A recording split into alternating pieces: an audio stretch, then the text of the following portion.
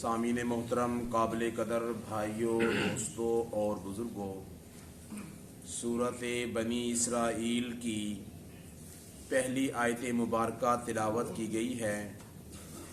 سورۃ بنی اسرائیل یہ مکی سورت ہے، 111 آیات مبارکہ اور 12 رکوع پر مبنی ہے۔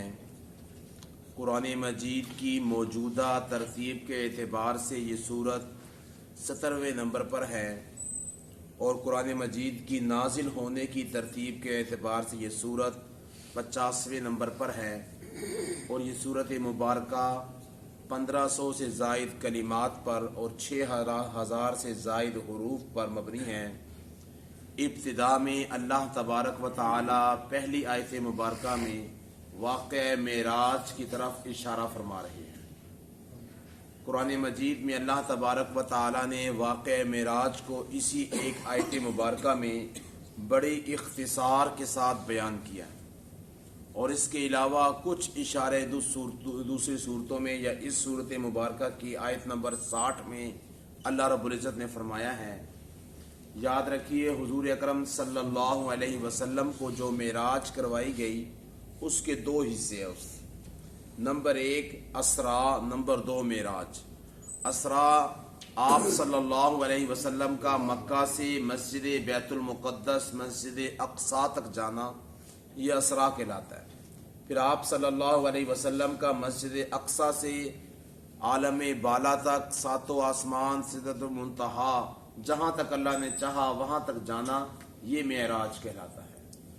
حضور اکرم صلی اللہ علیہ وسلم کی ذات اقدس کو اللہ رب العزت نے معراج کیوں کروایا؟ معراج کروانے کے مقاصد کیا تھے؟ لوگ واقع معراج کو بڑا لہک لہک کر اور بڑا مہک مہک کر بیان کرتے ہیں، لیکن یہ حقیقت کوئی نہیں کھولتا کہ یہ اللہ رب العزت نے واقع معراج کروایا کیوں تھا۔ آپ صلی اللہ علیہ وسلم کو واقع معراج کروانے کی حکمت کیا تھی؟ کون سی ضرورت پیش آ گئی تھی کہ آپ صلی اللہ علیہ وسلم کو معراج کروایا گیا؟ حضور اکرم صلی اللہ علیہ وسلم کی زندگی میں 3 سال ایسے آئے ہیں جو آپ صلی اللہ علیہ وسلم نے جیل کاٹی ہے، ایک طرح کی جیل کاٹی ہے۔ شیب ابی طالب ایک گھاٹی کا نام تھا۔ اس گھاٹی میں پورے اہل عرب نے، پورے اہل مکہ نے آپ صلی اللہ علیہ وسلم کی پوری برادری کے ساتھ بائیکاٹ کر دیا تھا۔ جو آپ صلی اللہ علیہ وسلم کے جاننے والے ماننے والے تھے، سب سے بائیکاٹ کر دیا۔ 3 سال تک حضور اکرم صلی اللہ علیہ وسلم نے ایسی قید و بند کی صعوبتیں برداشت کی کہ اس وقت اگر کھانے کو کوئی پتا بھی نظر آ جاتا تو پتا بھی کھا لیتے تھے۔ تو اس قدر آپ صلی اللہ علیہ وسلم کا سوشل طور پہ بائیکاٹ کر دیا گیا تھا۔ 3 سال گزر گئے آپ صلی اللہ علیہ وسلم کے، 49ویں سال زندگی کے آپ صلی اللہ علیہ وسلم کو وہاں سے رہائی ملی، اور 50واں سال حضور اکرم صلی اللہ علیہ وسلم کی زندگی کا وہ سال ہے جس کو آپ صلی اللہ علیہ وسلم نے خود اپنی زبان سے غموں کا سال، عام الحزن قرار دیا کہ میری زندگی کا جو 50واں سال ہے یہ عام الحزن ہے، غموں والا سال ہے۔ غموں والا سال ایسے ہے کہ حضور اکرم صلی اللہ علیہ وسلم کے ایک تھا گھر کا سہارا اور ایک تھا باہر کا سہارا۔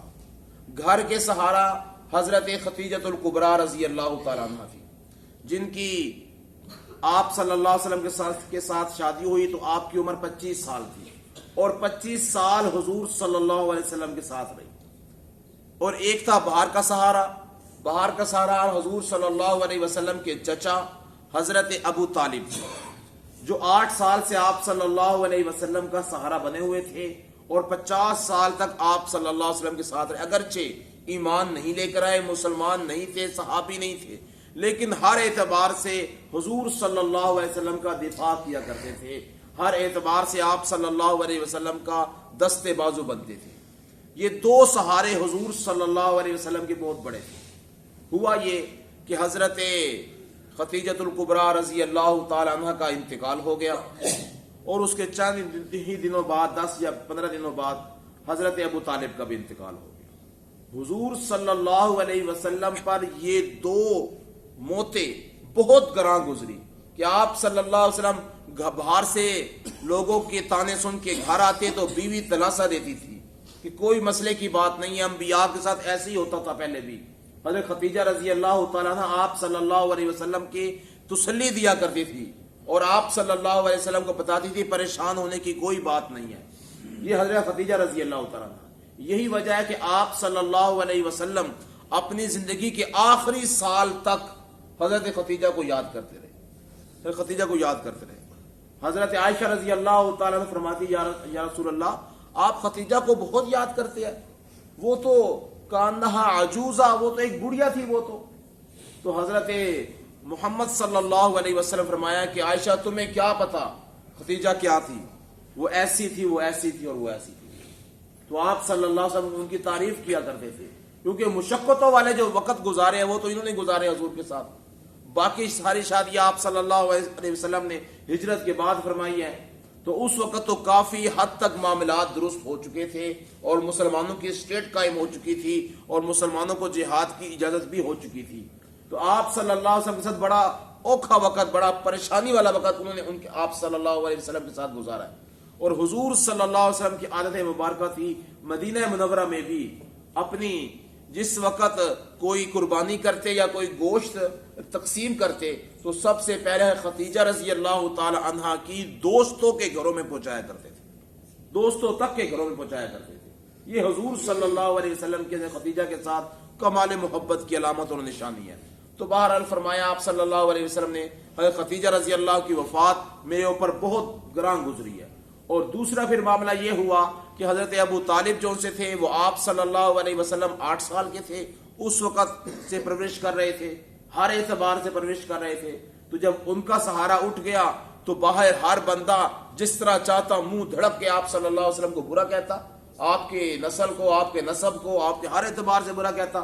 پہلے تو ابو طالب کچھ سہارا تھا کہ ابو طالب اگرچہ ایمان نہیں لائے تھے لیکن آپ صلی اللہ علیہ وسلم کا دفاع کیا کرتے تھے۔ تو یہ دو سہارے ہٹ گئے حضور صلی اللہ علیہ وسلم سے، اور آپ صلی اللہ علیہ وسلم نے فرمایا کہ اب 10 سال ہو چکے ہیں، ان مکہ والوں کو سمجھاتے ہوئے یہ تو سمجھتے نہیں ہیں، کیوں نہ تھوڑا سا باہر جا کے لوگوں کو بتایا جائے، دعوت دی جائے، ایمان کی طرف لوگوں کو بتایا جائے۔ تو آپ صلی اللہ علیہ وسلم نے اسی سال 50ویں سال میں ہی آپ صلی اللہ علیہ وسلم نے طائف جانے کا فیصلہ فرما لیا۔ جب طائف گئے تو آپ سب حضرات کو معلوم ہے کہ طائف جانے کا سفر جو ان سے کوئی عام سفر نہیں تھا، 6 کلومیٹر کا فاصلہ تھا کہ آپ صلی اللہ علیہ وسلم کو لگاتار پتھر مارے گئے، لگاتار پتھر مارے گئے۔ اوباش لڑکوں کو پیچھے لگا دیا گیا، اور وہاں کے جو 3 بدماش تھے قبیلہ بنو ثقیف کے، انہوں نے کہا کہ کیا اللہ کو تمہارے علاوہ کوئی بندہ ہی نہیں ملا نبی بنانے کے لیے؟ تمہارے پاس تو کوئی چیز ہی نہیں ہے، نہ تمہارے پاس باغات ہے، نہ مال دولت ہے، سادہ سے انسان ہو، تم کہتے ہو میں نبی رسول اور پیغمبر ہوں۔ اور دوسرے نے کہا کہ اگر تمہیں اللہ نے نبی بنا دیا تو میں تجھ سے بات کرنا ہی پسند نہیں کرتا۔ ایک نے کہا تیری طرف دیکھنا ہی پسند نہیں کرتا، اتنا بڑا آ کے دعویٰ کر رہا ہے ہمارے 360 بتوں کا انکار اور ایک خدا کا انکار کرتا ہے۔ تو آپ صلی اللہ علیہ وسلم وہاں سے مایوس آئے، اور آپ صلی اللہ علیہ وسلم جوتے خون سے لہو لہان تھے، تو آپ صلی اللہ علیہ وسلم اکیلے ہو کے رہ گئے، اکیلے ہو کے رہ گئے ہر اعتبار سے، نہ اپنے سنتے ہیں نہ بیگانے سنتے ہیں، اور گھر کے سہارے بھی ہٹ گئے، باہر کے سہارے بھی ہٹ گئے۔ تو اللہ تبارک و تعالی نے پھر اسی سال حضور صلی اللہ علیہ وسلم کو معراج کروائی۔ تو محبوب آپ کو سارا زمانہ چھوڑ گیا، ہم تو نہیں چھوڑ گئے، ہم تو نہیں چھوڑ گئے، ہماری تو محبت یہ ہے، اس لیے ہم نے آپ کو معراج کروایا۔ تو یہ حکمت تھی آپ صلی اللہ علیہ وسلم کی۔ علماء نے لکھا ہے کہ 2 چیزیں ہوتی ہے کہ انسان اللہ کا قرب حاصل کر لے، اللہ کا ولی انسان بن جائے۔ نمبر 1 تنہائیوں کے اندر اللہ رب العزت کو یاد کرنا۔ تو ایک تو ہے آپ صلی اللہ علیہ وسلم 3 سال جیل کاٹی، اس کے بعد 50ویں سال میں حضور صلی اللہ علیہ وسلم کو معراج ہوا۔ تو 3 سال کی جو خلوتیں تھی، ان خلوتوں میں اللہ کے محبوب صلی اللہ علیہ وسلم کا تعلق اللہ کے ساتھ جڑ گیا۔ تو معلوم یہ ہوا کہ جو تعلق انسان اللہ سے جوڑنا چاہتا ہے وہ تنہائیوں میں ہی جوڑا جائے گا، وہ جلوتوں میں نہیں جوڑا جاتا۔ تنہائیوں میں رو دھو کے اللہ کے سامنے بچھ کے اپنے آپ کو توڑ کے اللہ کے سامنے ہاتھ پھیلا کے تہجد میں نمازوں میں رو کے پھر اللہ کے ہاں مقام وہ ملتا ہے جیسا کہ اللہ نے حضور کو معراج والا بلند مقام عطا فرما دیا۔ ایک تو یہ ہے بلند مقام اللہ کے ہاں حاصل کرنے کا طریقہ، اور دوسرا یہ ہے کہ انسان کے اوپر مصیبتیں آتی ہے، پریشانی آتی ہے، اموات لاحق ہوتی ہے قریبی لوگوں کی، انسان کا مال ختم ہو جاتا ہے، نقصان ہوتا ہے، تو یہ مشقتیں بسا اوقات انسان کو اللہ کی اور قریب کر دیتی ہے۔ ویسے تو بسا اوقات انسان کو یاد آتا نہیں ہے، موت کے وقت تو سب ہی اللہ کو یاد کرتے ہیں، جب سامنے دیکھتے جنازہ ہے، جب سامنے دیکھتے ہیں قبر ہے، اور ایک دن میں نے بھی اسی طرح پڑا ہونا ہے، میرا بھی اسی طرح جنازہ ہونا ہے، میں نے بھی قبر کے اندر اس طرح اتارنا ہے، اور میرے قبر میں بھی ایسے لوگ ایسے ہی ہاتھ جھاڑ کے مٹی سے واپس کو پلٹیں گے۔ تو جب یہ چیزیں انسان دیکھتا سوچتا ہے تو اس وقت انسان کو جو ان سے ایک دھچکا ضرور لگتا ہے اندر سے، تو اللہ کے انسان اور قریب ہوتا ہے۔ تو مصیبتوں میں، پریشانیوں میں، غموں میں اور اموات کے لاحق ہونے کے بعد بھی انسان اللہ کے قریب ہوتا ہے۔ تو آپ صلی اللہ علیہ وسلم کے اوپر بھی اموات لاحق ہوئی تھی، خدیجہ کی، ابو طالب کی، اور مشقتیں آئی تھی، قبیلہ بنو ثقیف والوں نے، طائف والوں نے جو ستایا تھا آپ صلی اللہ علیہ وسلم کو۔ تو ان دونوں اعتبار سے تو معلوم ہوا کہ دو چیزیں ہی ہے، خلوت کے ساتھ اور نمبر 2 مشقتیں برداشت کرنے کے ساتھ انسان اللہ کے قریب ہو جاتا ہے اور اللہ کا مخلص ترین بندہ بن جاتا ہے، اور اللہ انسان کو اپنا اتنا قریب کر لیتے ہیں جس طرح معراج میں آپ صلی اللہ علیہ وسلم کو اپنے قریب سے قریب تر کر لیا اللہ رب العزت نے۔ تو یہ دونوں چیزیں انسان کے لیے ضروری ہے۔ تو آپ صلی اللہ علیہ وسلم کی جو زندگی ہے وہ اس اعتبار سے مجھے اور آپ کو سبق دیتی ہے اس بات کا کہ اگر تم مصیبتوں پریشانیوں میں رہو گے تو اللہ تمہیں کوئی نہ کوئی بلندی ضرور عطا فرما دے گے۔